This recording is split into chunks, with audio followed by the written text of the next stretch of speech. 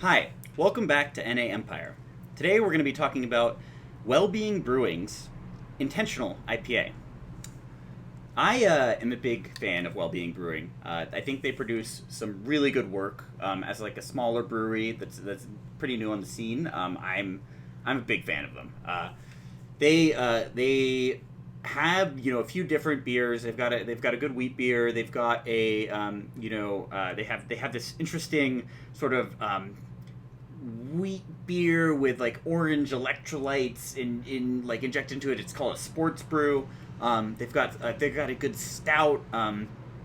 They've shown that they can pretty reliably deliver across a wide variety of palates. And one of the good examples of this is this intentional IPA.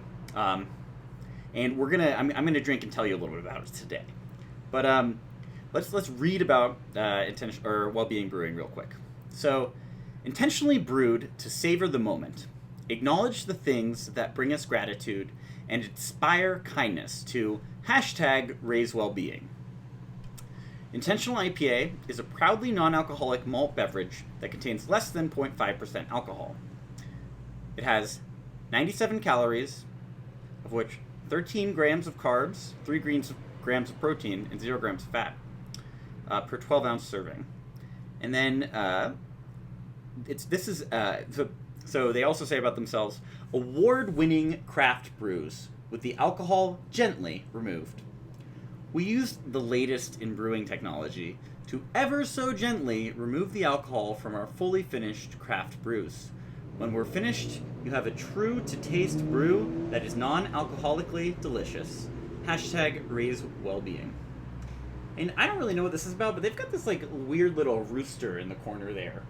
It's S.J. Connor. I'll have to write and ask them about that. And I really like the design of this can. It's pretty funky. All of their can designs tend to be on the mark. And it's the sticker is placed pretty well. With some of these smaller breweries, it's pretty obvious that it's just a blank can with a sticker on it. I'm fine with that. But Wellbeing just it as an outfit is very, very professional. So let's dive in to the non-alcoholic Wellbeing Brew intentional IPA. I also really love how many hops there are. I'll get to the beer. I'm sorry. It's just such good art. The hops everywhere. Mwah. Chef's kiss. Oh, it's bubbling out. Okay. It's got good flavor, or got good scent. It's very hoppy. It smells like an IPA straight off the bat, and it's got amazing head. Look at that. Most of the beers I review here don't have a great head. And as we all know, that's. I mean, some people say it's important to step around the sex joke, but I'm just looking at this. It has a great little amber effect. It's a little murky. Tiny bubbles popping up everywhere. It's a good looking beer. And it looks like an IPA. I think I would expect it to look. Let's take a sip.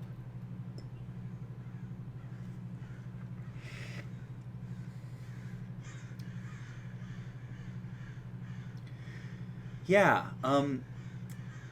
It's such a pleasure to have a beer that tastes so much like a normal sort of out of the box IPA, something like a Sierra Nevada Pale Ale that is non-alcoholic. There's a lot of non-alcoholic IPAs I've tried that kind of go overboard with the hops. They end up too bitter, too malty. Sometimes they undersell it. Depending on what you're looking for, Surreal sometimes has problems getting a lot of flavor in, but that's because they're trying to have almost 0 calories in their beer. But that's a story for another time. Wellbeing has a great full-bodied IPA. It tastes like little bits of citra. It's got it's just got so much going on. And it's something that I think like every time I go back to taste it, I taste something different. And the mouthfeel on this also is pretty great. It's not like the thicker, more syrupy sort of crawling liquid that you would expect from an oat stout, or it's not like the really light effervescent, sort of thin liquid you get from like a something like a Kolsch. And it walks like a duck, it talks like a duck, it quacks like a duck. It's an IPA. It's a great IPA, just because it has almost no alcohol in it, like as much alcohol as some ripe fruit, right? Yeah, it's absolutely amazing.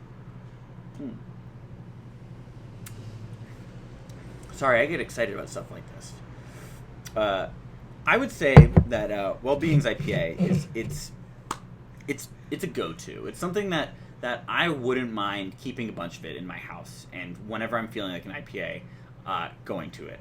I think there are better IPAs on the scene, but what I really used to think about when I thought about an IPA when I was drinking, this is it. This is that sort of hoppy, slightly bitter, full-bodied brew that tastes like an IPA. And it's not going overboard trying to pretend to be alcoholic, and I think that's one of its strengths. I've tasted some other IPAs like Hairless Dog. They go really hard trying to be bitter, and that's not what you want. This is just the right note of bitterness, just the right note of sweetness, just the right note of like tropical tang. It's so good. Maybe not so tropical, but still tangy. Yeah, I was able to purchase it and have it shipped to California on the Wellbeing Brewing website. They're fast, and the prices are actually really affordable. If you look other places, there are other distributors that will sell it, but they oftentimes are selling it at a markup. And I think they may even have a deal on right now where if you buy like over a certain amount, they will cut shipping, but that might have ended. Yeah, everything that Wellbeing does is well thought out and well intentioned. The only problem I really have with this IPA is the hashtags on the can. But you do you, Wellbeing. Keep on making great beer, and I will keep on drinking it and having a great time. Until next time, this has been NAMPIRE. Happy drinking.